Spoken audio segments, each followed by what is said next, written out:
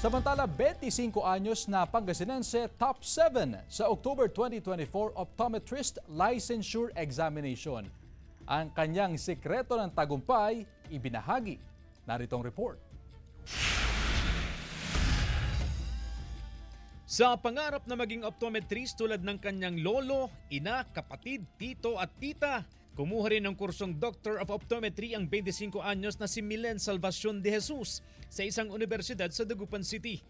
Nagtapos bilang magna cum laude noong June 2024 at ginawaran din ang most proficient in clinical areas.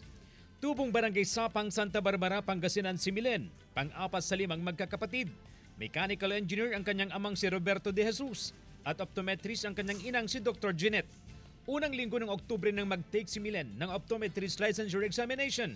After a few seconds, nirelease na nila yung list of top-notchers. And ayun, nagsisigaw, nag-iiyakan na po talaga kami dito noon. And sobrang saya po naming lahat.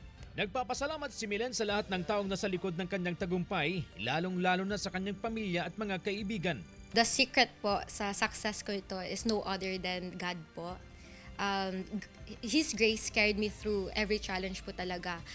Masasabi ko po, without His guidance, strength po, and wisdom, none of this would be possible po. 5 years from now, nagmamanage na raw ng optical clinic si Milen at nagsasagawa na rin ng optical mission sa mga nangangailangan. Pero sa ngayon, commercial practice muna at So, ang dami din pong nag-iikayat na magturo po ako. So, I feel called to do so po. Pagpatuloy niya lang po yung journey niya sa opto dahil andito lang po kami para sa kanya. Payo ni Milen sa mga gustong magtagumpay sa tinatahak na propesyon, magtiwala sa Panginoon. CJ Torida, One North, Central Luzon.